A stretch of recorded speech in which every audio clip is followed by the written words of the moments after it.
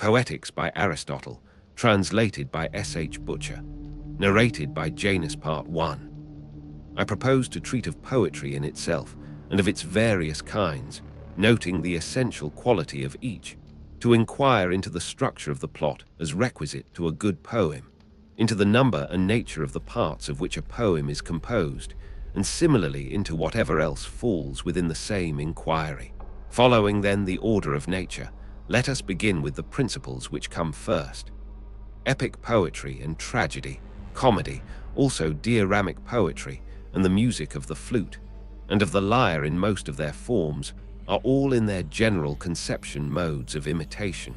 They differ, however, from one another in three respects: the medium, the objects, the manner or mode of imitation being in each case distinct.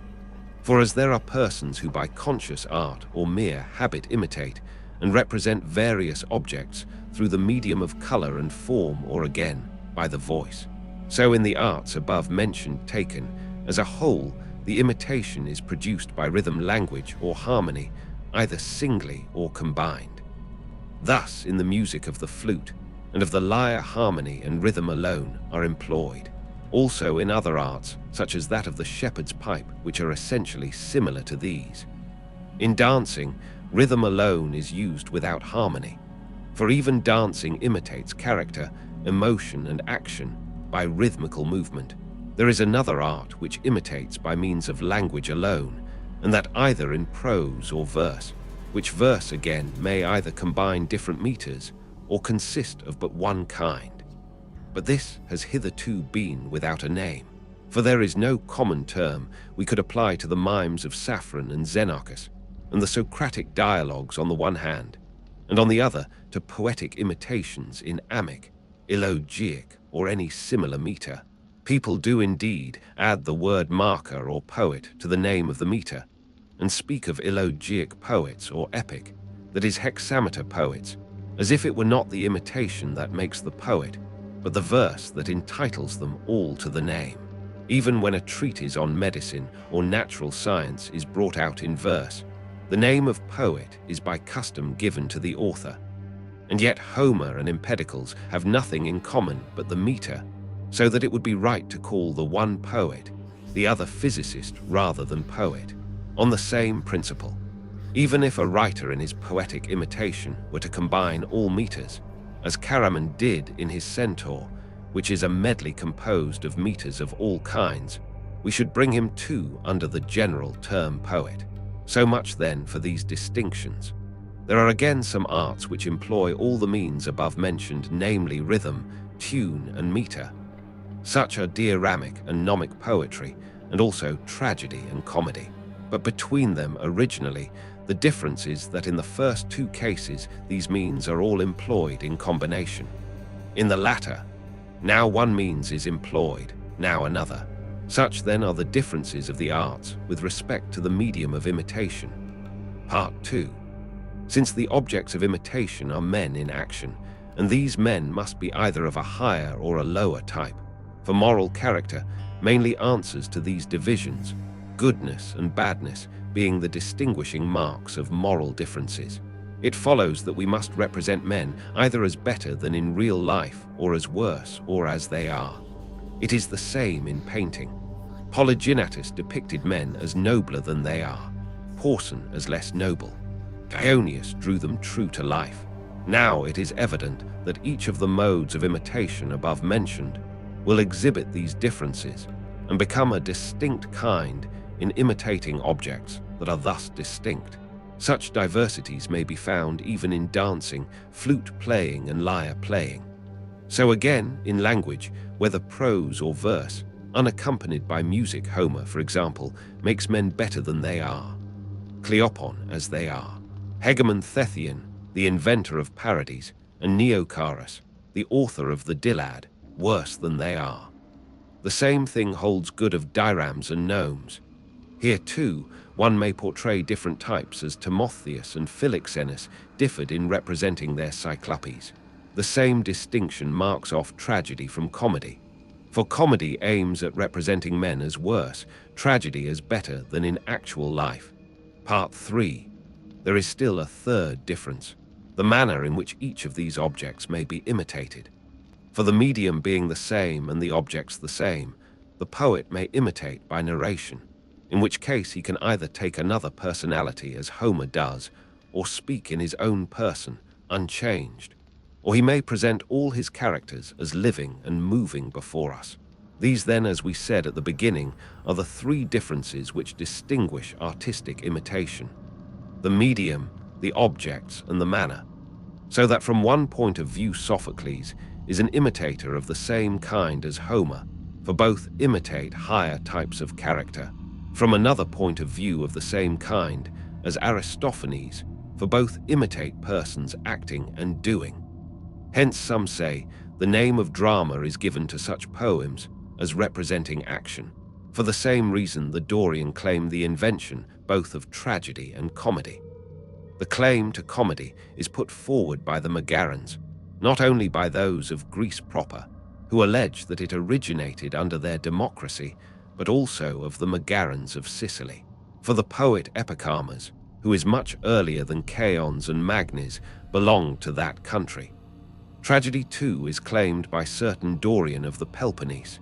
In each case, they appeal to the evidence of language. The outlying villages, they say, are by them called Comai, by the Athenians Dem. And they assume that comedians were so named not from coma zen to revel, but because they wandered from village to village, catacombas, being excluded contemptuously from the city. They add also that the Dorian word for doing is drawn, and the Athenians praeton. This may suffice as to the number and nature of the various modes of imitation. Part 4. Poetry in general seems to have sprung from two causes, each of them lying deep in our nature. First, the instinct of imitation is implanted in man from childhood. One difference between him and other animals being that he is the most imitative of living creatures, and through imitation learns his earliest lessons, and no less universal is the pleasure felt in things imitated. We have evidence of this in the facts of experience. Objects which in themselves we view with pain, we delight to contemplate when reproduced with minute fidelity, such as the forms of the most ignoble animals and of dead bodies. The cause of this, again, is that to learn gives the liveliest pleasure, not only to philosophers, but to men in general, whose capacity, however, of learning is more limited. Thus, the reason why men enjoy seeing a likeness is that in contemplating it, they find themselves learning or inferring, and saying perhaps, "Ah, that is he." For if you happen not to have seen the original, the pleasure will be due not to the imitation as such, but to the execution, the coloring, or some such other cause. Imitation, then, is one instinct of our nature. Next, there is the instinct for harmony and rhythm, meters being manifestly sections of rhythm. Persons, therefore, starting with this natural gift, developed by degrees their special aptitudes, till their rude improvisations gave birth to poetry. Poetry now diverged in two directions according to the individual character of the writers. The graver spirits imitated noble actions and the actions of good men. The more trivial sort imitated the actions of meaner persons, at first composing satires, as the former did hymns to the gods and the praises of famous men. A poem of the satirical kind cannot indeed be put down to any author earlier than Homer, though many such writers probably there were. But from Homer, onward instances can be cited, his own Margites, for example, and other similar compositions. The appropriate meter was also here introduced. Hence the measure is still called the amic, or lampooning measure, being that in which people lampooned one another. Thus the older poets were distinguished as writers of heroic or lampooning verse.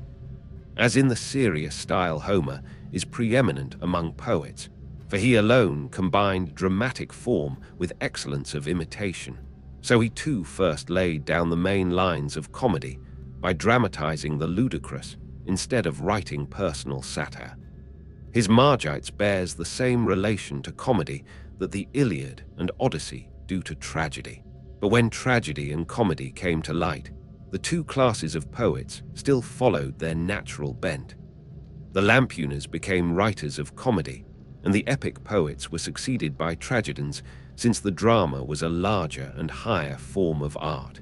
Whether tragedy has as yet perfected its proper types or not, and whether it is to be judged in itself or in relation also to the audience, this raises another question. Be that as it may, tragedy, as also comedy, was at first mere improvisation. The one originated with the authors of the dithy ram, the other with those of the phallic songs, which are still in use in many of our cities. Tragedy advanced by slow degrees. Each new element that showed itself was in turn developed. Having passed through many changes, it found its natural form, and there it stopped. Aeschylus first introduced a second actor. He diminished the importance of the chorus and assigned the leading part to the dialogue. Sophocles raised the number of actors to 3 and added scene painting. Moreover, it was not till late that the short plot was discarded for one of greater compass, and the grotesque diction of the earlier satiric form for the stately manner of tragedy. Themic measure then replaced the troic tetrameter, which was originally employed when the poetry was of the satiric order and had greater with dancing. Once dialogue had come in, nature herself discovered the appropriate measure, for themic is of all measures the most colloquial. We see it in the fact that conversational speech runs into amic lines more frequently than into any other kind of verse, rarely into hexameters, and only when we drop the colloquial intonation. The additions to the number of episodes or acts and the other accessories of which tradition tells must be taken as already described, for to discuss them in detail would doubtless be a large undertaking. Part 5. Comedy is, as we have said, an imitation of characters of a lower type. Not, however, in the full sense of the word bad, the ludicrous being merely a subdivision of the ugly. It consists in some defect or ugliness, which is not painful or destructive. To take an obvious example, the comic mask is ugly and distorted, but does not imply pain. The successive changes through which tragedy passed, and the authors of these changes are well known. Whereas comedy has had no history, because it was not at first treated seriously. It was late before the Archon granted a comic chorus to a poet. The performers were till then voluntary. Comedy had already taken definite shape when comic poets, distinctively so called, are heard of who furnished it with masks or prologues, or increased the number of actors. These and other similar details remain unknown. As for the plot, it came originally from Sicily, but of Athenian writers, Crates was the first who, abandoning the amic or lampooning form, generalized his themes and plots. Epic poetry agrees with tragedy in so far as it is an imitation inverse of characters of a higher type. They differ in that epic poetry admits but one kind of meter and is narrative in form. They differ again in their length, for tragedy endeavors as far as possible to confine itself to a single revolution of the sun, or but slightly to exceed this limit, whereas the epic action has no limits of time. This, then, is a second point of difference, though at first the same freedom was admitted in tragedy as in epic poetry of their constituent parts. Some are common to both, some peculiar to tragedy. Whoever therefore knows what is good or bad tragedy knows also about epic poetry. All the elements of an epic poem are found in tragedy. But the elements of a tragedy are not all found in the epic poem part 6 of the poetry which imitates in hexameter verse, and of comedy. We will speak hereafter. Let us now discuss tragedy, resuming its formal definition as resulting from what has been already said. Tragedy, then, is an imitation of an action that is serious, complete, and of a certain magnitude, in language embellished with each kind of artistic ornament, the several kinds being found in separate parts of the play, in the form of action, not of narrative, through pity and fear, affecting the proper purgation of these emotions. By language embellished, I mean language into which rhythm, harmony, and song enter. By the several kinds in separate parts, I mean that some parts are rendered through the medium of verse alone, others again with the aid of song. Now, as tragic imitation implies persons acting, it necessarily follows in the first place that spectacular equipment will be a part of tragedy. Next, song and diction, for these are the media of imitation. By diction, I mean the mere metrical arrangement of the words. As for song, it is a term whose sense everyone understands. Again, tragedy is the imitation of an action, and an action implies personal agents who necessarily possess certain distinctive qualities, both of character and thought. For it is by these that we qualify actions themselves, and these thought and character are the two natural causes from which actions spring, and on actions again all success or failure depends. Hence the plot is the imitation of the action. For by plot, I here mean the arrangement of the incidents. By character, I mean that in virtue of which we ascribe certain qualities to the agents. Thought is required wherever a statement is proved, or it may be a general truth enunciated. Every tragedy, therefore, must have 6 parts, which parts determine its quality, namely plot, character, diction, thought, spectacle, song. 2 of the parts constitute the medium of imitation, 1 the manner, and 3 the objects of imitation, and these complete the list. These elements have been employed, we may say, by the poets to a man. In fact, every play contains spectacular elements as well as character, plot, diction, song, and thought. But most important of all is the structure of the incidents. For tragedy is an imitation not of men, but of an action and of life. And life consists in action, and its end is a mode of action, not a quality. Now, character determines men's qualities, but it is by their actions that they are happy or the reverse. Dramatic action, therefore, is not with a view to the representation of character. Character comes in as a subsidiary to the actions. Hence, the incidents and the plot are the end of a tragedy, and the end is the chief thing of all. Again, without action, there cannot be a tragedy. There may be without character. The tragedies of most of our modern poets fail in the rendering of character and of poets in general. This is often true. It is the same in painting. And here lies the difference between Zeuxis and Polygnotus. Polygnotus delineates character well. The style of Zeuxis is devoid of ethical quality. Again, if you string together a set of speeches expressive of character and well-finished in point of diction and thought, you will not produce the essential tragic effect nearly so well as with a play which, however deficient in these respects, yet has a plot and artistically constructed incidents, besides which the most powerful element of emotional interest in tragedy, peripetia, or reversal of the situation and recognition scenes are part of the plot. A further proof is that novices in the art attain to finish of diction and precision of portraiture before they can construct the plot. It is the same with almost all the early poets. The plot then is the first principle and as it were the soul of a tragedy. Character holds the second place. A similar fact is seen in painting. The most beautiful colors laid on confusedly will not give as much pleasure as the chalk outline of a portrait. Thus, tragedy is the imitation of an action and of the agents mainly with a view to the action. Third in order is thought, that is the faculty of saying what is possible and pertinent in given circumstances. In the case of oratory, this is the function of the political art and of the art of rhetoric. And so, indeed, the older poets make their characters speak the language of civic life, the poets of our time, the language of the rhetorics. Character is that which reveals moral purpose, showing what kind of things a man chooses or avoids. Speeches, therefore, which do not make this manifest, or in which the speaker does not choose or avoid anything whatever, are not expressive of character. Thought, on the other hand, is found where something is proved to be or not to be, or a general maxim is enunciated. Fourth among the elements enumerated comes diction, by which I mean, as has been already said, the expression of the meaning in words, and its essence is the same both in verse and prose of the remaining elements. Song holds the chief place among the embellishments. The spectacle has indeed an emotional attraction of its own. But of all the parts, it is the least artistic and connected least with the art of poetry.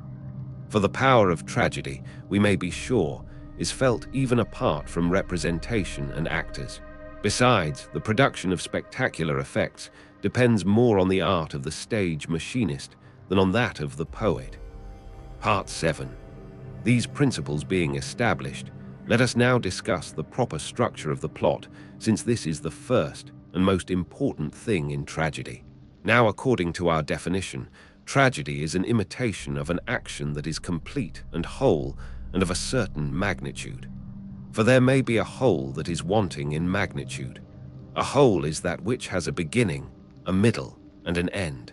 A beginning is that which does not itself follow anything by causal necessity, but after which something naturally is or comes to be. An end, on the contrary, is that which itself naturally follows some other thing, either by necessity or as a rule, but as nothing following it. A middle is that which follows something as some other thing follows it. A well-constructed plot, therefore, must neither begin nor end at a haphazard, but conform to these principles. Again, a beautiful object, whether it be a living organism or any whole composed of parts, must not only have an orderly arrangement of parts, but must also be of a certain magnitude, for beauty depends on magnitude and order. Hence, a very small animal organism cannot be beautiful, for the view of it is confused, the object being seen in an almost imperceptible moment of time. Nor again can one of vast size be beautiful, for as the eye cannot take it in all at once, the unity and sense of the whole is lost for the spectator. As for instance, if there were 1,000 m long, as therefore in the case of animate bodies and organisms, a certain magnitude is necessary, and a magnitude which may be easily embraced in one view. So in the plot, a certain length is necessary, and a length which can be easily embraced by the memory. The limit of length in relation to dramatic competition and sensuous presentment is no part of artistic theory. For had it been the rule for 100 tragedies to compete together, the performance would have been regulated by the water clock, as indeed we are told was formerly done. But the limit, as fixed by the nature of the drama itself, is this: the greater the length, the more beautiful will the piece be by reason of its size, provided that the whole be perspicuous.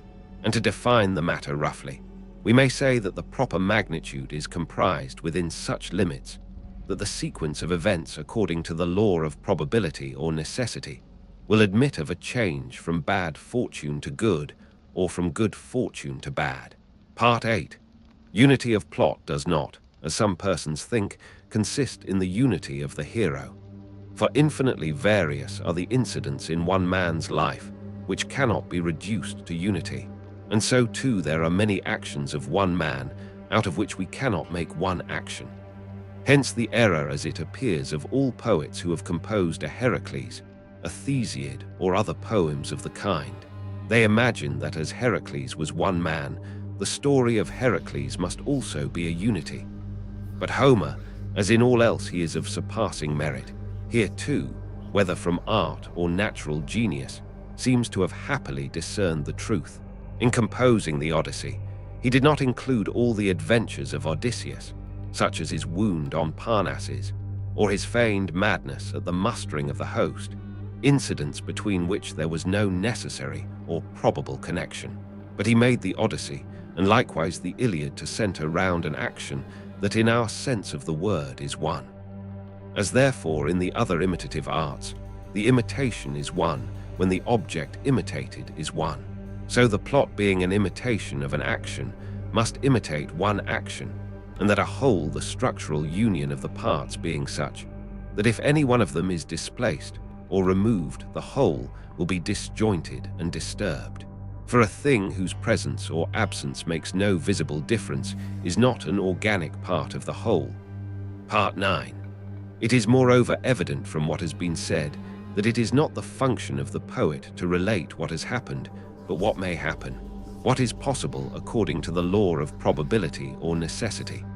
The poet and the historian differ not by writing in verse or in prose, The work of Herodotus might be put into verse, and it would still be a species of history with meter, no less than without it. The true difference is that one relates what has happened, the other what may happen. Poetry, therefore, is a more philosophical and a higher thing than history. For poetry tends to express the universal, history, the particular. By the universal, I mean how a person of a certain type on occasion speaks or acts according to the law of probability or necessity. And it is this universality at which poetry aims in the names she attaches to the personages. The particular is, for example, what Alcibiades did or suffered. In comedy, this is already apparent, for here the poet first constructs the plot on the lines of probability, and then inserts characteristic names, unlike the lampooners who write about particular individuals. But tragedians still keep to real names, the reason being that what is possible is credible. What has not happened we do not at once feel sure to be possible, but what has happened is manifestly possible. Otherwise it would not have happened. Still, there are even some tragedies in which there are only one or two well-known names, the rest being fictitious. In others, none are well-known, as in Agathons, where incidents and names alike are fictitious, and yet they give none the less pleasure. We must not, therefore, at all costs keep to the received legends, which are the usual subjects of tragedy. Indeed, it would be absurd to attempt it, for even subjects that are known only to a few, and yet give pleasure to all. It clearly follows that the poet or maker should be the maker of plots rather than of verses, since he is a poet because he imitates, and what he imitates are actions. And even if he chances to take a historical subject, he is nonetheless a poet, for there is no reason why some events that have actually happened should not conform to the law of the probable and possible, and in virtue of that quality in them. He is their poet or maker. Of all plots and actions, the episodic are the worst. I call a plot episodic in which the episodes or acts succeed one another without probable or necessary sequence. Bad poets compose such pieces by their own fault. Good poets to please the players, for as they write showpieces for competition, they stretch the plot beyond its capacity and are often forced to break the natural continuity. But again, tragedy is an imitation not only of a complete action, but of events inspiring fear or pity. Such an effect is best produced when the events come on us by surprise, and the effect is heightened when at the same time they follow as cause and effect. The tragic wonder will then be greater than if they happened of themselves or by accident. For even coincidences are most striking when they have an air of design. We may instance the statue of Medith at Argos, which fell upon his murderer while he was a spectator at a festival and killed him. Such events seem not to be due to mere chance. Plots, therefore, constructed on these principles are necessarily the best. Part 10. Plots are either simple or complex, for the actions in real life of which the plots are an imitation obviously show a similar distinction.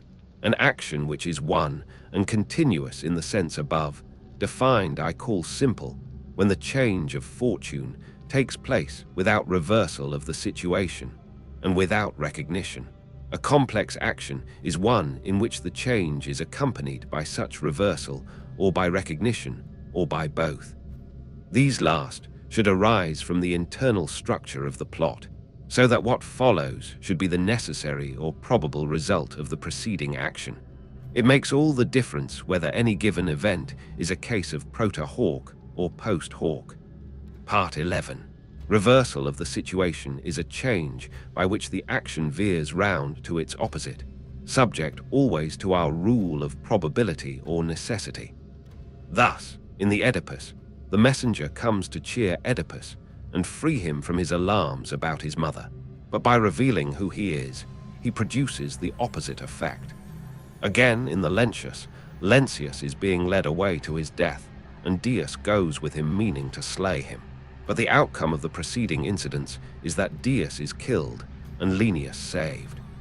Recognition, as the name indicates, is a change from ignorance to knowledge, producing love or hate between the persons destined by the poet for good or bad fortune. The best form of recognition is coincident with a reversal of the situation, as in the Oedipus. There are indeed other forms. Even inanimate things of the most trivial kind may in a sense be objects of recognition. Again, we may recognize or discover whether a person has done a thing or not. But the recognition which is most intimately connected with the plot and action is, as we have said, the recognition of persons. This recognition combined with reversal will produce either pity or fear, and actions producing these effects are those which by our definition tragedy represents. Moreover, it is upon such situations that the issues of good or bad fortune will depend. Recognition, then, being between persons, it may happen that one person only is recognized by the other when the latter is already known. Or it may be necessary that the recognition should be on both sides. Thus, if a Janus is revealed to arrests by the sending of the letter, but another act of recognition is required to make arrests known to Iphigenia. Two parts then of the plot, reversal of the situation and recognition, turn upon surprises. A third part of the scene of suffering. The scene of suffering is a destructive or painful action such as death on the stage, bodily agony, wounds, and the like. Part 12. The parts of tragedy which must be treated as elements of the whole have been already mentioned. We now come to the quantitative parts and the separate parts into which tragedy is divided, namely prologue, episode, exode, chororic song. This last being divided into parode and stasimon. These are common to all plays. Peculiar to some are the songs of actors from the stage and the chomoi. The prologue is that entire part of a tragedy which precedes the paro of the chorus. The episode is that entire part of a tragedy which is between complete chororic songs. The exode is the entire part of a tragedy which has no chororic song after it. Of the chororic part, the parode is the first undivided utterance of the chorus. The stasimon is a chororic ode without anapists or troic tetrameters. The chomos is a joint lamentation of chorus and actors. The parts of tragedy which must be treated as elements of the whole have been already mentioned. The quantitative parts, the separate parts into which it is divided, are here enumerated. Part 13. As the sequel to what has already been said, we must proceed to consider what the poet should aim at and what he should avoid in constructing his plots, and by what means the specific effect of tragedy will be produced. A perfect tragedy should, as we have seen, be ranged not on the simple, but on the complex plan. It should, moreover, imitate actions which excite pity and fear. This being the distinctive mark of tragic imitation, it follows plainly in the first place that the change of fortune presented must not be the spectacle of a virtuous man brought from prosperity to adversity, for this moves neither pity nor fear. It merely shocks us, nor again that of a bad man passing from adversity to prosperity. For nothing can be more alien to the spirit of tragedy. It possesses no single tragic quality. It neither satisfies the moral sense, nor calls forth pity or fear, nor again should the downfall of the utter villain be exhibited. A plot of this kind would doubtless satisfy the moral sense, but it would inspire neither pity nor fear. For pity is aroused by unmerited misfortune, fear by the misfortune of a man like ourselves. Such an event, therefore, will be neither pitiful nor terrible. There remains then the character between these two extremes, that of a man who is not eminently good and just, yet whose misfortune is brought about not by vice or depravity, but by some error or frailty. He must be one who is highly renowned and prosperous, a personage like Oedipus, Thyestes, or other illustrious men of such families. A well-constructed plot should therefore be single in its issue rather than double as some maintain. The change of fortune should not be from bad to good, but reversely from good to bad. It should come about as the result not of vice, but of some great error or frailty in a character either such as we have described or better rather than worse. The practice of the stage bears out our view. At first, the poets recounted any legend that came in their way. Now the best tragedies are founded on the story of a few houses, on the fortunes of Olmian, Oedipus, Orestes, Melia, Thyestes, Telephus, and those others who have done or suffered something terrible. A tragedy, then, to be perfect according to the rules of art, should be of this construction. Hence they are in error who censure Euripides just because he allows this principle in his plays, many of which end unhappily. It is, as we have said, the right ending.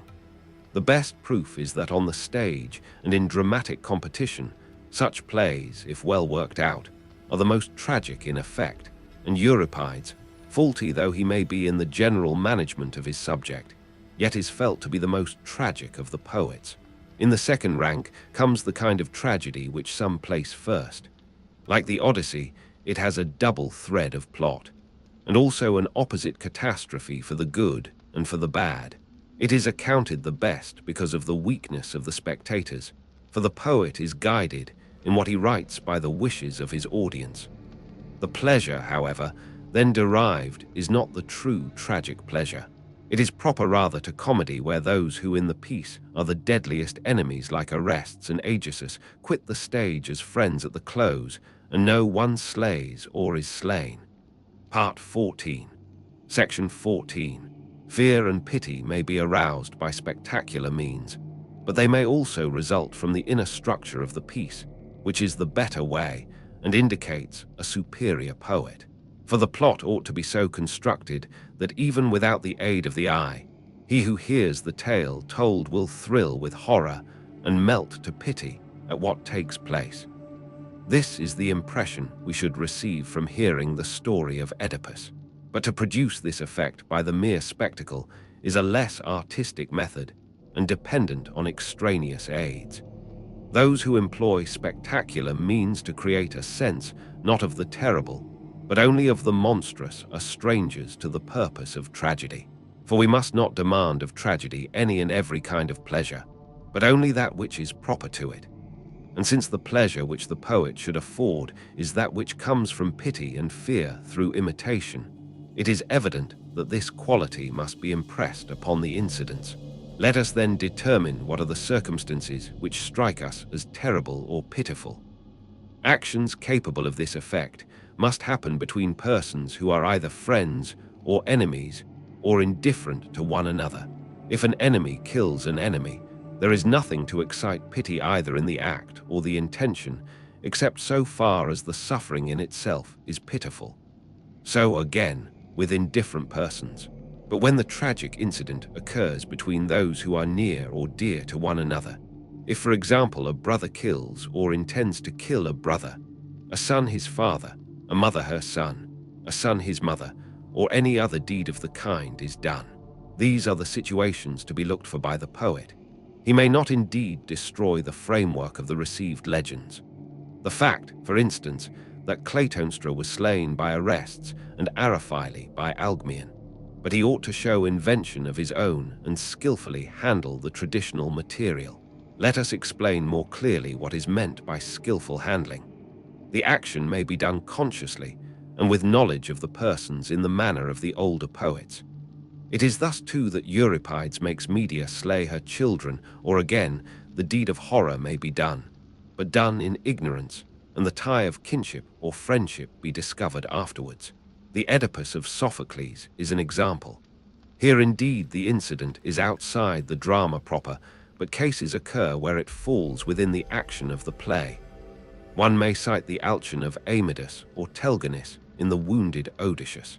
Again, there is a third case to be about to act with knowledge of the persons, and then not to act.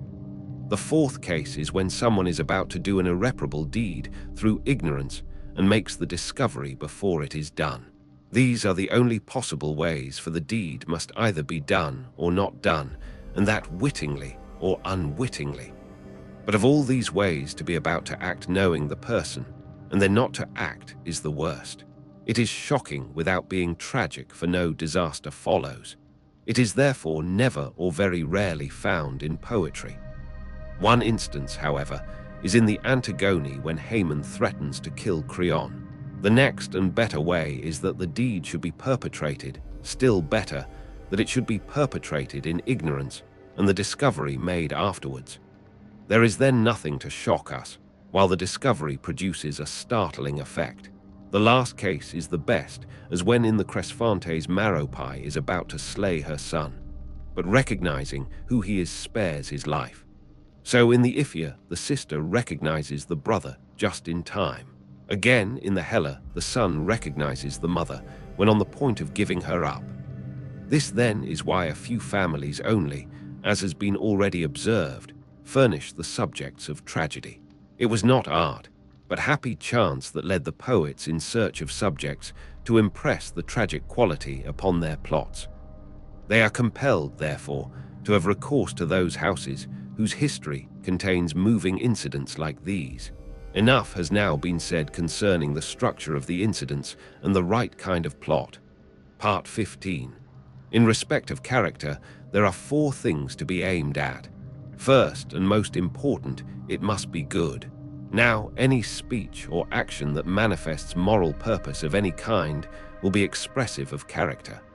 The character will be good if the purpose is good. This rule is relative to each class. Even a woman may be good and also a slave, though the woman may be said to be an inferior being and the slave quite worthless. The second thing to aim at is propriety. There is a type of manly valor, but valor in a woman or unscrupulous cleverness is inappropriate. Thirdly, character must be true to life, for this is a distinct thing from goodness and propriety as here described. The fourth point is consistency. For though the subject of the imitation who suggested the type be inconsistent, still he must be consistently inconsistent.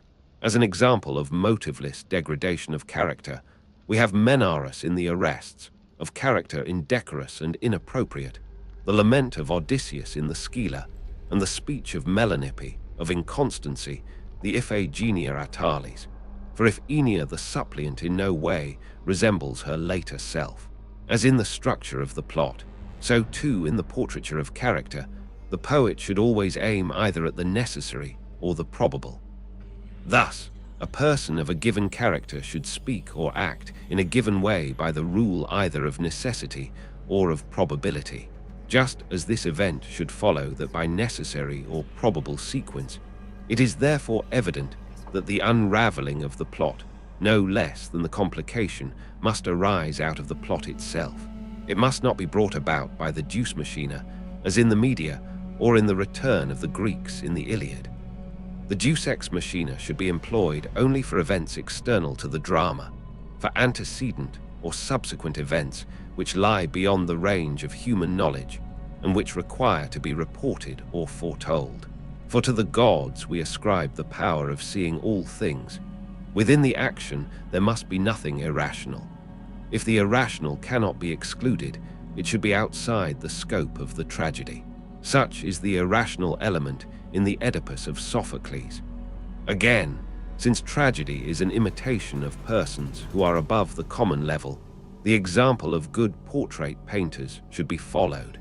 They, while reproducing the distinctive form of the original, make a likeness which is true to life, and yet more beautiful.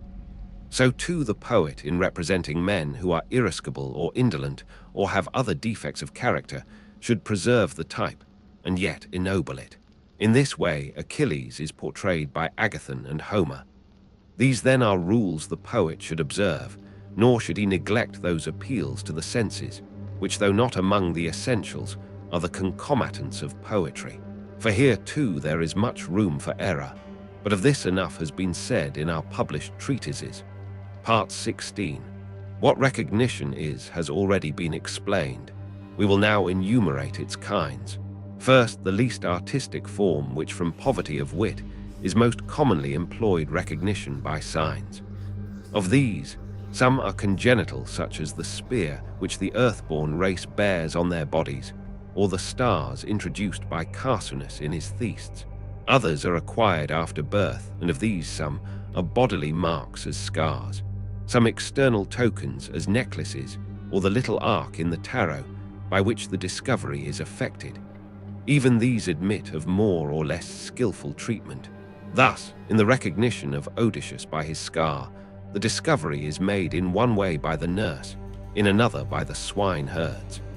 The use of tokens for the express purpose of proof, and indeed any formal proof with or without tokens, is a less artistic mode of recognition. A better kind is that which comes about by a turn of incident, as in the bath scene in the Odyssey. Next come the recognitions invented at will by the poet, and on that account wanting an art. For example, Orestes in the Iphia reveals the fact that he is Orestes. She indeed makes herself known by the letter, but he by speaking himself and saying what the poet, not what the plot requires.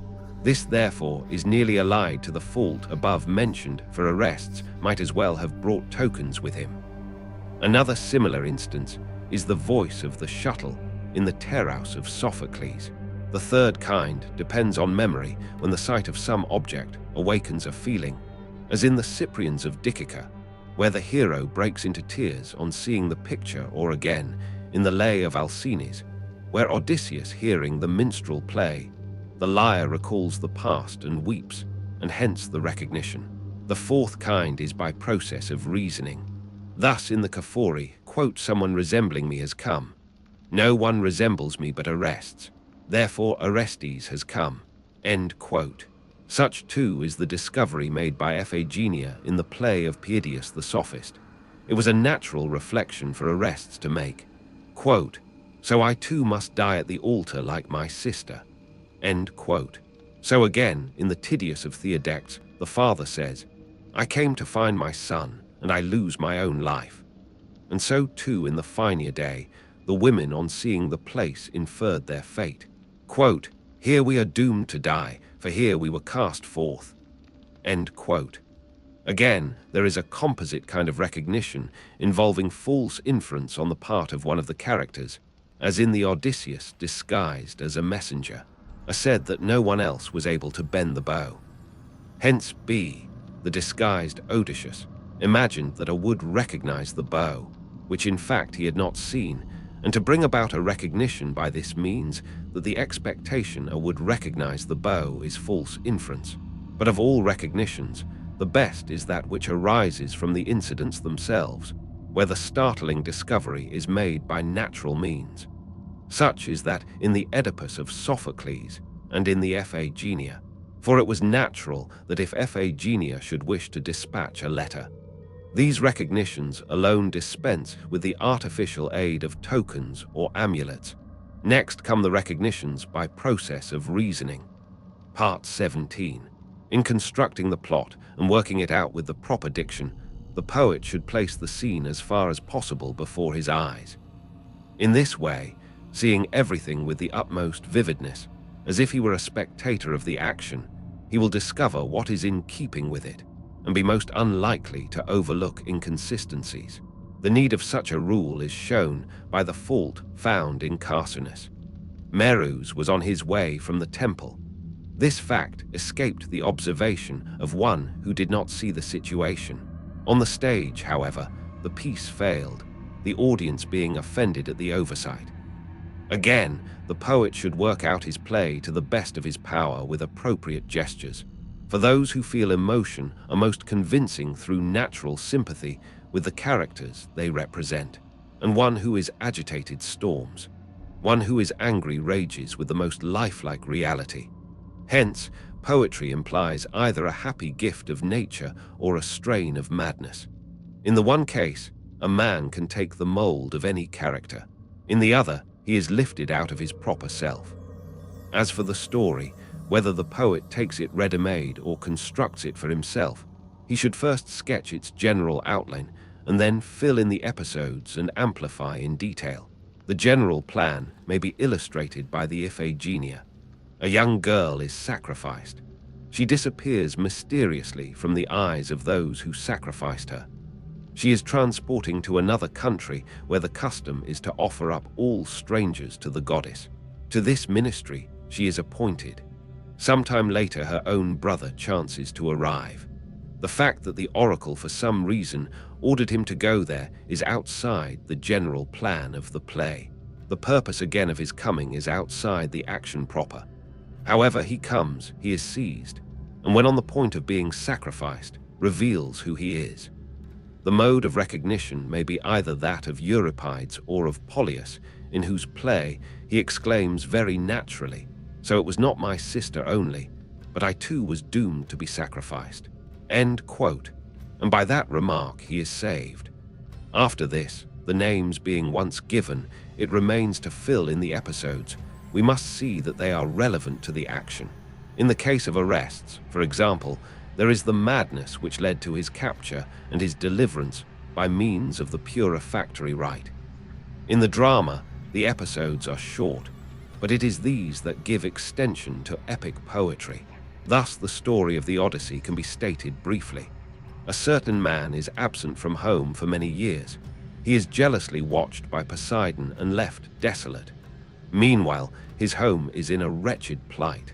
Suitors are wasting his substance and plotting against his son. At length, tempest-tossed, he himself arrives. He makes certain persons acquainted with him. He attacks the suitors with his own hand and is himself preserved while he destroys them. This is the essence of the plot. The rest is episode part 18. Every tragedy falls into two parts: complication and unraveling or duma. Incidents extraneous to the action are frequently combined with a portion of the action proper to form the complication. The rest is the unraveling. By the complication, I mean all that extends from the beginning of the action to the part which marks the turning point to good or bad fortune. The unraveling is that which extends from the beginning of the change to the end. Thus, in the Lincus of Theodoctes, the complication consists of the incidents proposed in the drama, the seizure of the child, and then again the unraveling extends from the accusation of murder to the end. There are four kinds of tragedy. The complex, depending entirely on reversal of the situation and recognition. The pathetic, where the motive is passion, such as the tragedies on Ajax and Ixion. The ethical, where the motives are ethical, such as the Theatites and the Pelus. The fourth kind is the simple. We here exclude the purely spectacular element, exemplified by the Forceits, the Prometheus, and scenes laid in Hades. The poet should endeavor, if possible, to combine all poetic elements, or failing that, the greatest number, and those the most important, the more so in the face of the caving criticism of the day. For whereas there have hitherto been good poets, each in his own branch, the critics now expect one man to surpass all others in their several lines of excellence. In speaking of a tragedy as the same or different, the best test to take is the plot. Identity exists where the complication and unraveling are the same. Many poets tie the knot well, but unravel it ill. Both arts, however, should always be mastered. Again, the poet should remember what has been often said and not make an epic structure into a tragedy. By an epic structure, I mean one with a multiplicity of plots, as if, for instance, you were to make a tragedy out of the entire story of the Iliad. In the epic poem, owing to its length, each part assumes its proper magnitude. In the drama, the result is far from answering to the poet's expectation. The proof is that the poets who have dramatized the whole story of the fall of Troy, instead of selecting portions like Euripides, or who have taken the whole tale of Nearby and not a part of her story like Aeschylus, either fail utterly or meet with poor success on the stage. Even Agathon has been known to fail from this one defect. In his reversals of the situation, however, he shows a marvelous skill in the effort to hit the popular taste, to produce a tragic effect that satisfies the moral sense. This effect is produced when the clever rogue like Saisphus is outwitted or the brave villain defeated. Such an event is probable in Agathon's sense of the word. It is probable.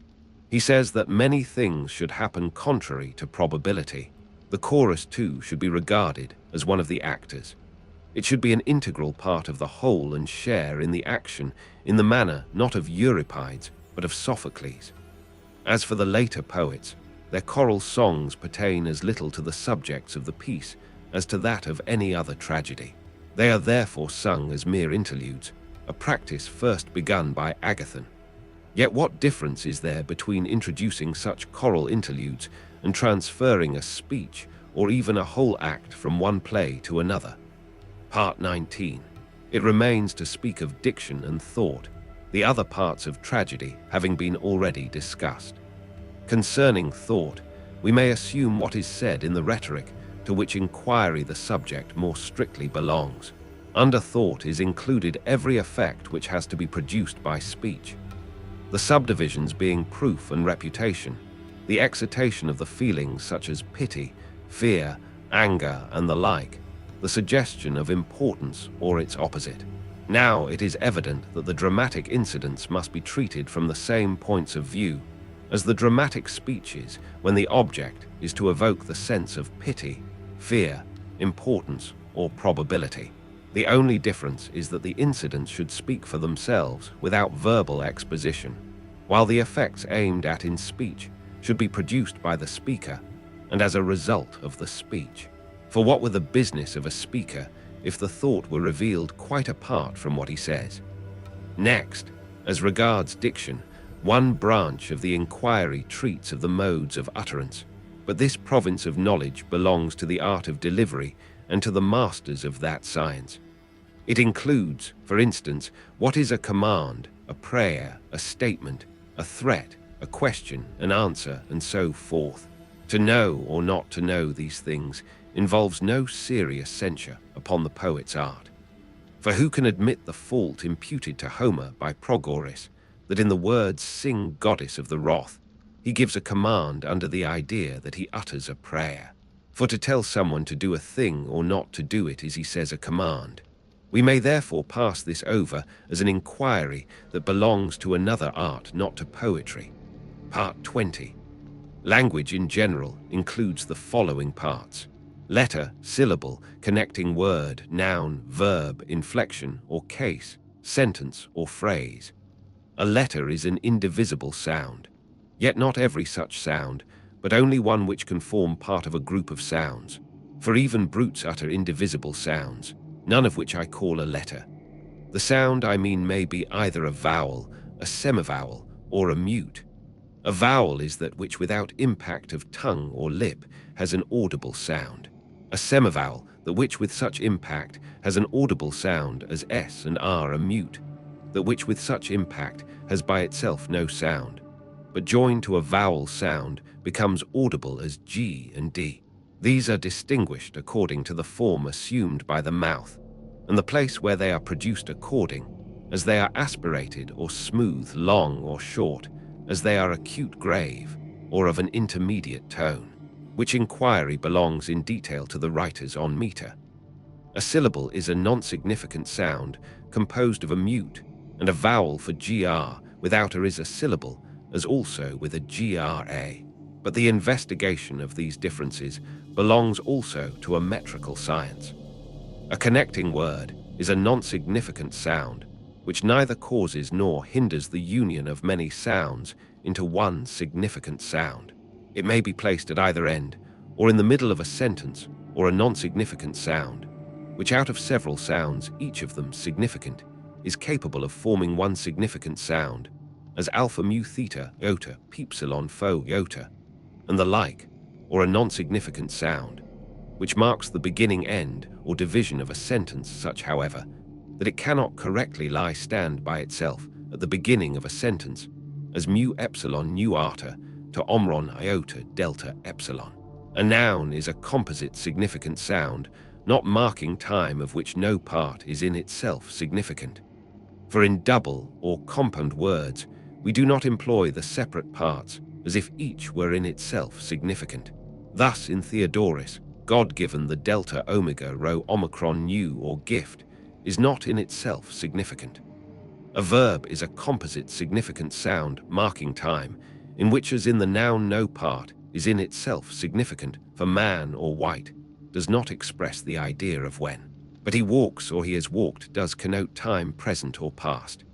Inflection brings both to the noun and verb and expression either the relation of two or the like, or that of number, whether one or many, as man or men, or the modes or tones in actual delivery. Example, a question or a command. Did he go and go are verbal inflections of this kind. A sentence or phrase is a composite significant sound, some at least of whose parts are in themselves significant. For not every such group of words consists of verbs and nouns, the definition of man, for example, but it may dispense even with the verb. Still, it will always have some significant part, as in walking or Cleon, son of Cleon.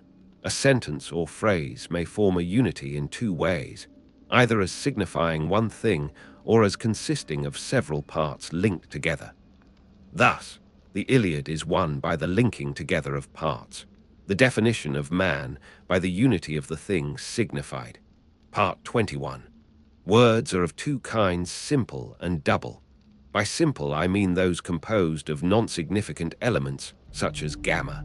By double or compound, those composed either of a significant and non-significant element.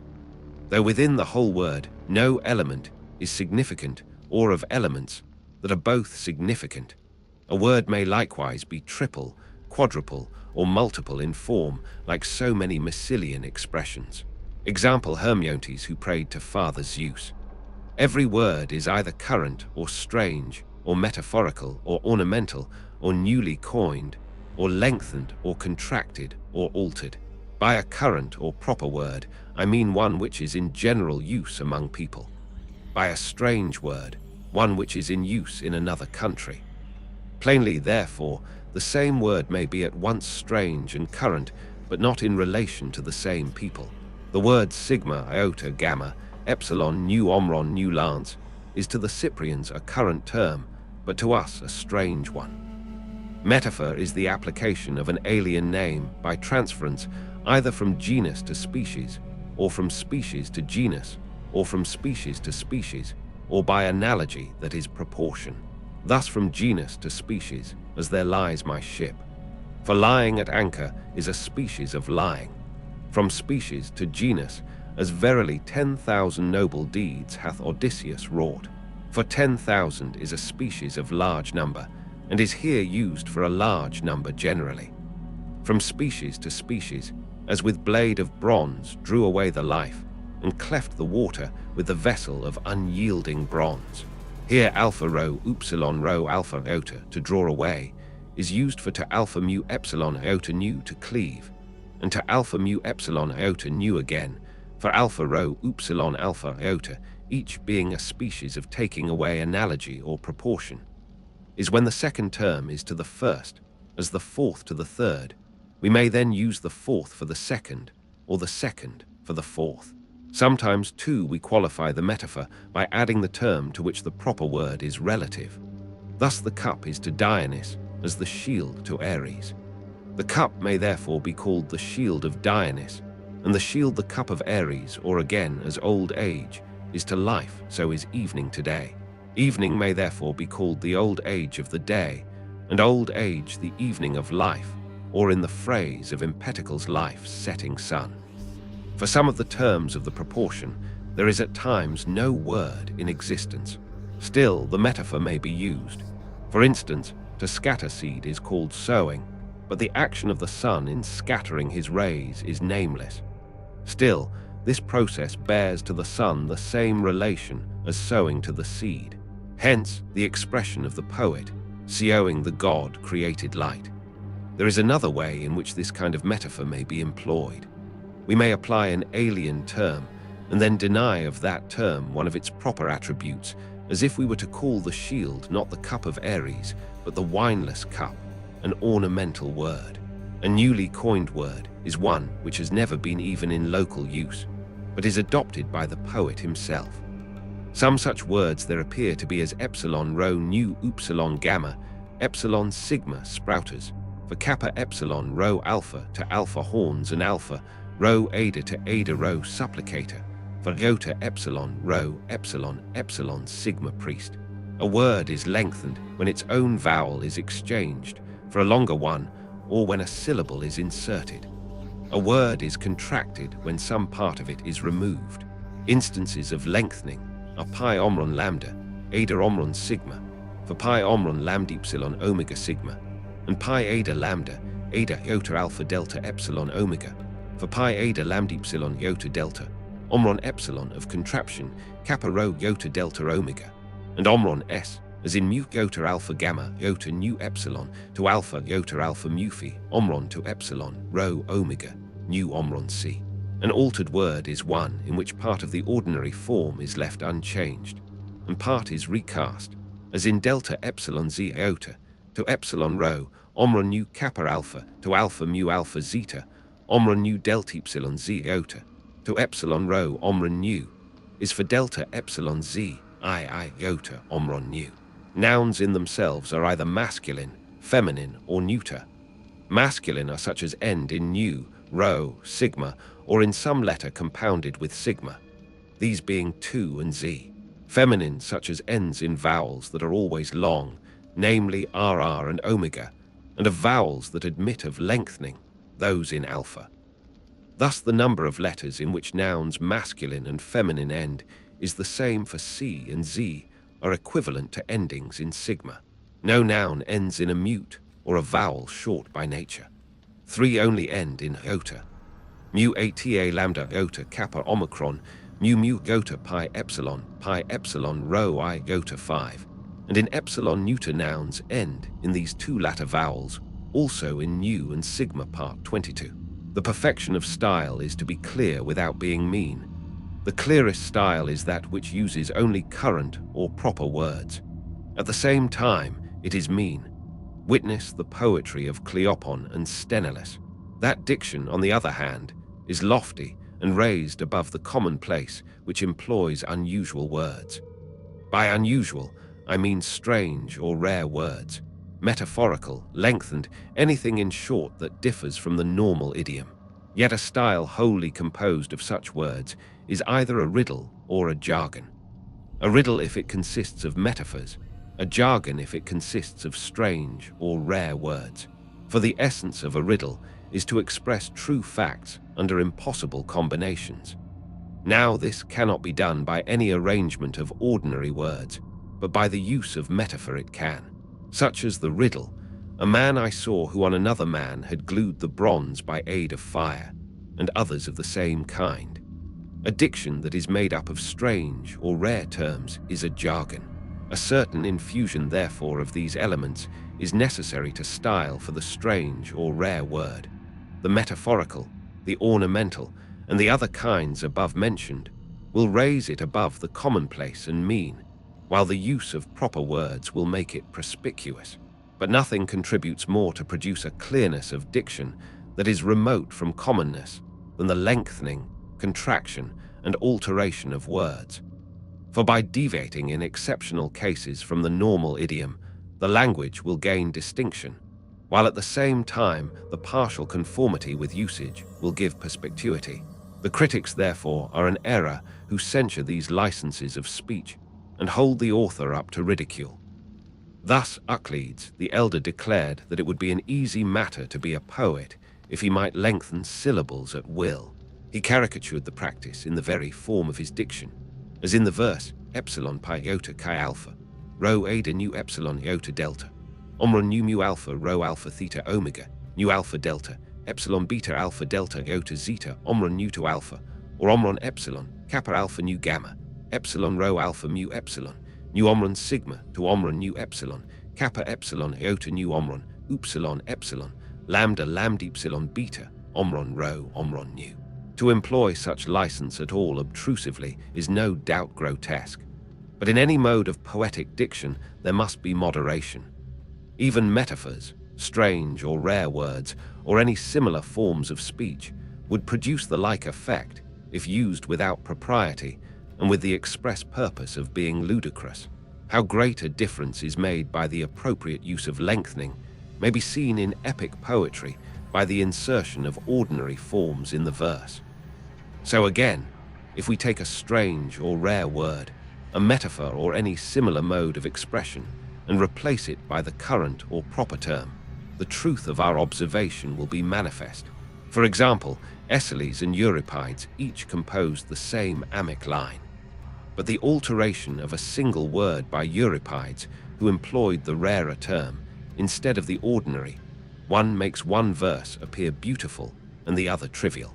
Aeschylus in his Philates says phi alpha gamma epsilon delta alpha iota nu alpha delta eta mu omron epsilon sigma alpha rho kappa alpha sigma epsilon rho theta iota epsilon iota pi omron delta omron sigma Euripides substitutes theta omron iota nu alpha to alpha iota feasts on for epsilon sigma theta iota epsilon iota feeds on again in the line nu epsilon nu delta epsilon mu epsilon omega nu omron lambda iota gamma epsilon sigma epsilon kappa alpha iota omron epsilon to iota delta alpha nu omron sigma kappa alpha iota alpha epsilon iota kappa sigma. The difference will be felt if we substitute the common words nu epsilon nu delta epsilon mu epsilon omega nu mu iota kappa rho omron sigma to epsilon kappa alpha rho theta epsilon nu iota kappa omron sigma kappa alpha iota alpha epsilon iota delta gamma sigma, or if for the line delta iota phi rho omron nu alpha epsilon iota kappa epsilon lambda iota nu kappa alpha to alpha theta epsilon iota sigma omron lambda iota gamma eta nu tope epsilon to rho alpha pi epsilon iota sigma omron lambda iota gamma eta nu to epsilon to rho alpha pi epsilon zeta alpha nu we read delta iota rho omron nu mu omron k theta rho omron nu kappa alpha to alpha theta epsilon iota sigma mu iota kappa rho alpha nu tope epsilon to rho alpha pi epsilon zeta alpha nu or fora iota omron nu epsilon sigma beta omron omega rho iota nu eta iota omron nu epsilon sigma kappa rho alpha zeta omron epsilon rho iota nu again. Ridicule all the tragedians for using phrases which no one would employ in ordinary speech. For example, delta omega mu alpha to omega nu alpha pi omicron instead of alpha pi omron delta omega nu alpha to omega nu rho epsilon the tepsilon nu epsilon gamma omega delta epsilon nu iota nu alpha k iota lambda epsilon omega sigma pepsilon rho iota instead of pepsilon rho iota alpha k iota lambda epsilon omega sigma and the like. It is precisely because such phrases are not part of the current idiom that they give distinction to the style. This, however, he failed to see. It is a great matter to observe propriety in these several modes of expression, as also in compound words, strange or rare words, and so forth. But the greatest thing by far is to have a command of metaphor. This alone cannot be imparted by another. It is the mark of a genius. For to make good metaphors implies an eye for resemblances. Of the various kinds of words, the compound are best adapted to dithyrambs. Rare words to heroic poetry, metaphors tomic. In heroic poetry, indeed all these varieties are serviceable, but in amic verse, which reproduces as far as may be familiar speech, the most appropriate words are those which are found even in prose. These are the current or proper, the metaphorical, the ornamental. Concerning tragedy and imitation by means of action, this may suffice. Part 23. As to that poetic imitation which is narrative in form and employs a single meter, the plot manifestly ought, as in a tragedy, to be constructed on dramatic principles. It should have for its subject a single action whole and complete with a beginning, a middle, and an end. It will thus resemble a living organism in all its unity and produce the pleasure proper to it. It will differ in structure from historical compositions, which of necessity present not a single action, but a single period, and all that happened within that period to one person, or to many little connected together, as the events may be. For as the sea fight at Salamis and the battle with the Carthaginians in Sicily took place at the same time, but did not tend to any one result, so in the sequence of events, one thing sometimes follows another, and yet no single result is thereby produced. Such is the practice, we may say, of most poets. Here again, then, as has been already observed, the transcendent excellence of Homer is manifest. He never attempts to make the whole war of Troy the subject of his poem, though that war had a beginning and an end. It would have been too vast a theme, and not easily embraced in a single view, if again he had kept it within moderate limits. It must have been overcomplicated by the variety of the incidents. As it is, he detaches a single portion, and admits as episodes many events from the general story of the war, such as the catalogue of the ships and others, thus diversifying the poem. All other poets take a single hero, a single period, or an action single indeed, but with a multiplicity of parts. Thus did the author of the Cypria and of the Little Iliad. For this reason, the Iliad and the Odyssey each furnish the subject of one tragedy, or at most two, while the Cria supplies materials for many, and the Little Iliad for 8.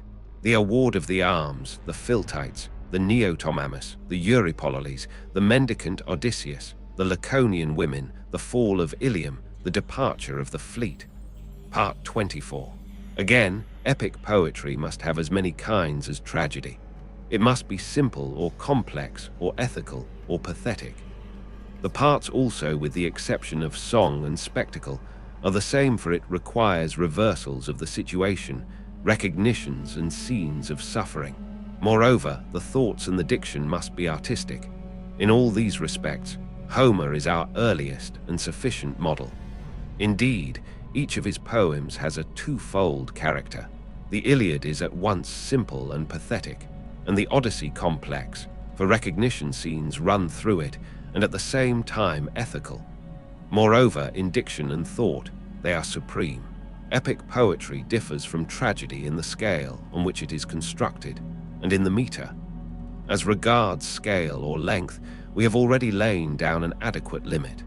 The beginning and the end must be capable of being brought within a single view. This condition will be satisfied by poems on a smaller scale than the old epics, and answering in length to the group of tragedies presented at a single sitting. Epic poetry has, however, a greater special capacity for enlarging its dimensions, and we can see the reason. In tragedy, we cannot imitate several lines of actions carried on at one and the same time. We must confine ourselves to the action on the stage and the part taken by the players. But in epic poetry, owing to the narrative form, many events simultaneously transacted can be presented, and these, if relevant to the subject, add mass and dignity to the poem. The epic has here an advantage, and one that conduces to grandeur of effect, to diverting the mind of the hearer and relieving the story with varying episodes. For sameness of incident soon produces sati and makes tragedies fail on the stage. As for the meter, the heroic measure has proved its fitness by the test of experience.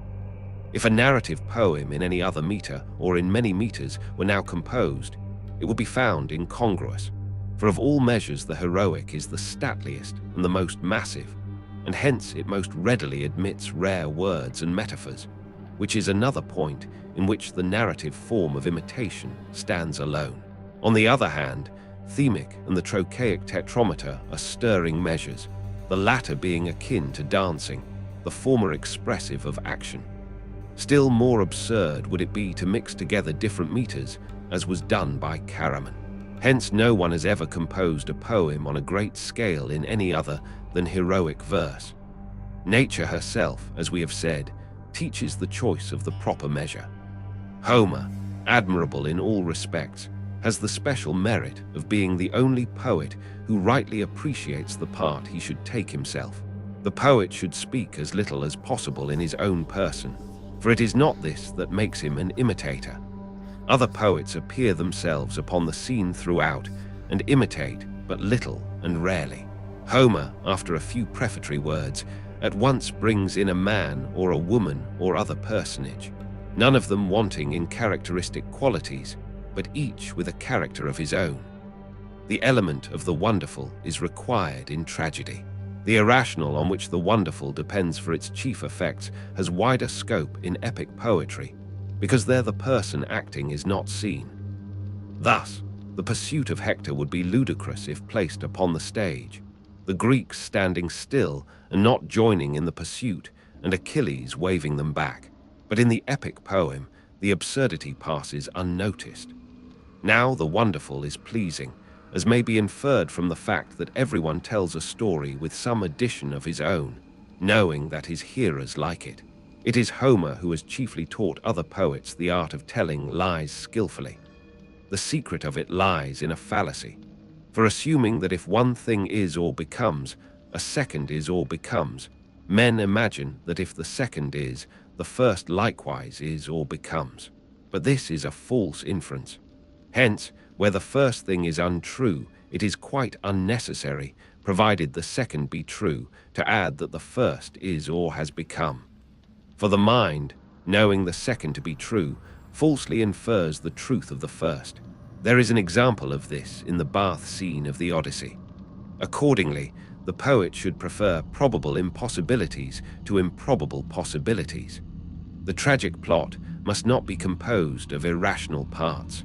Everything irrational should, if possible, be excluded, or at all events.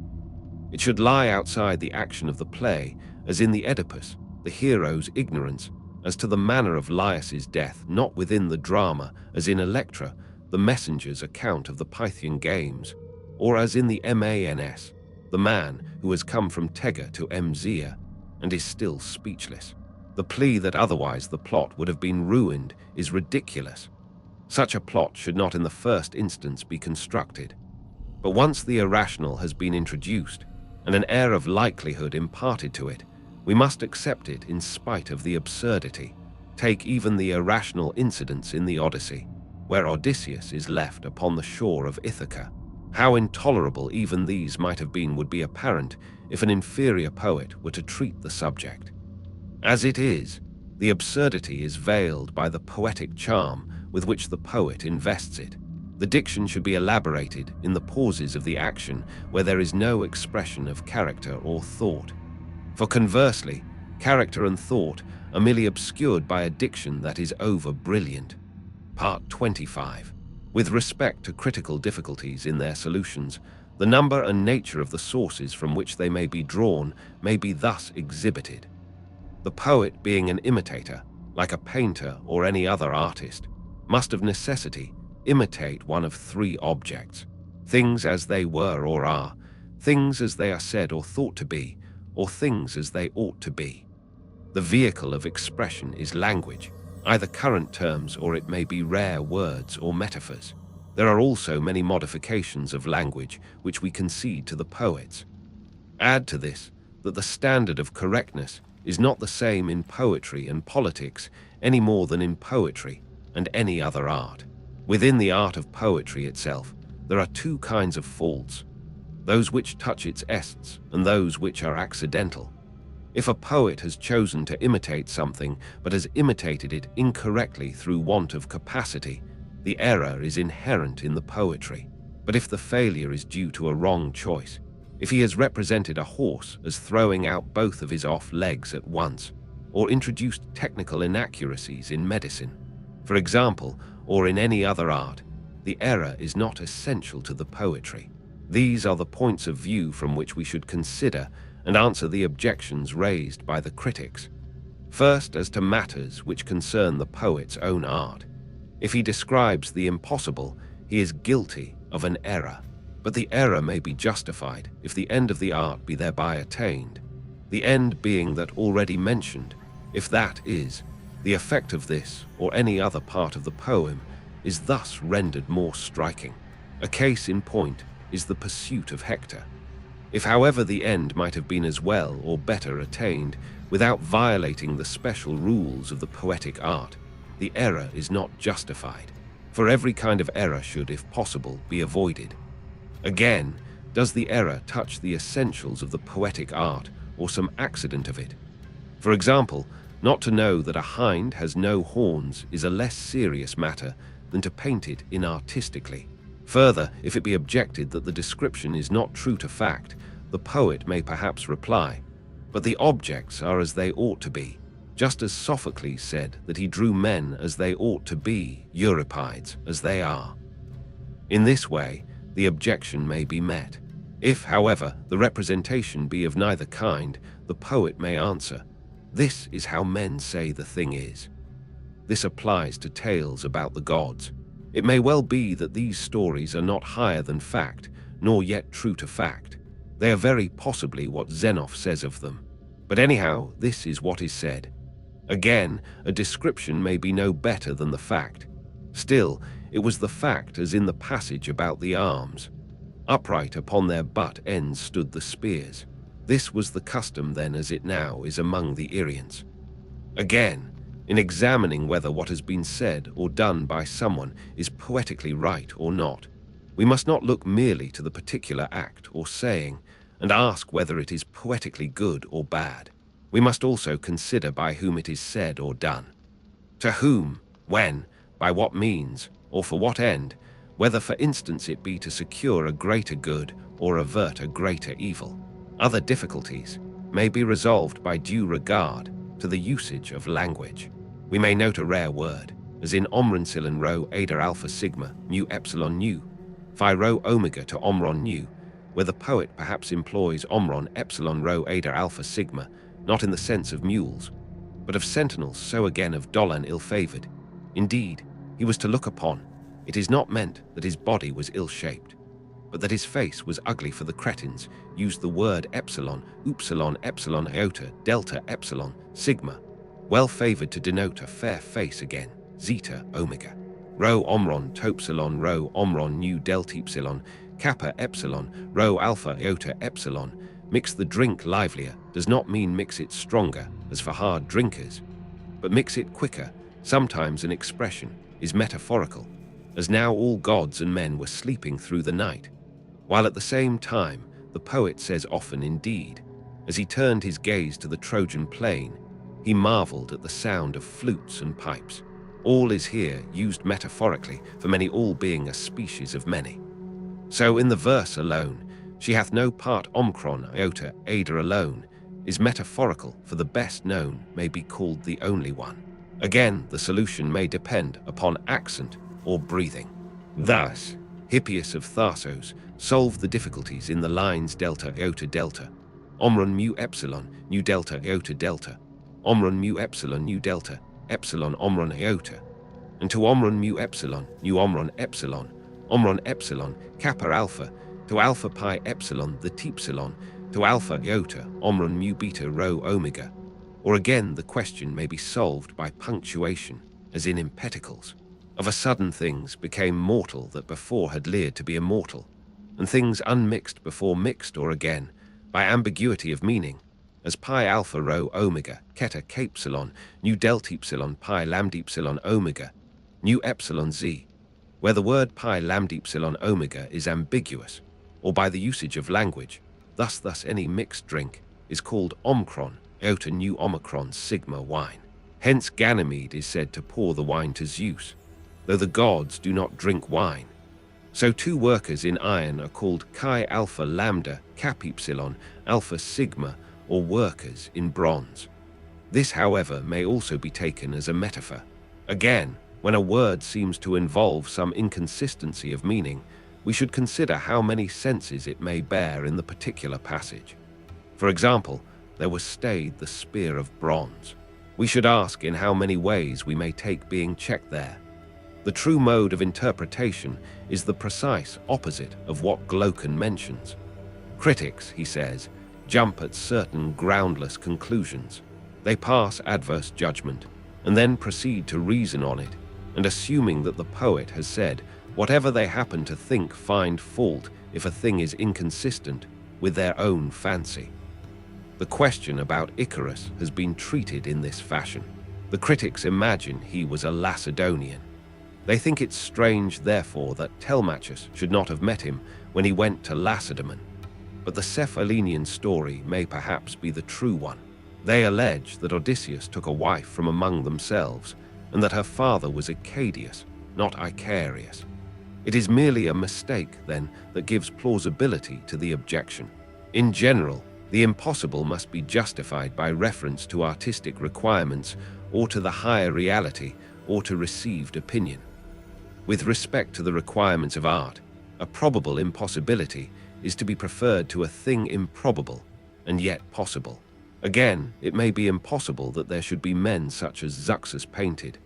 Yes, we say, but the impossible is the higher thing, for the ideal type must surpass the reality.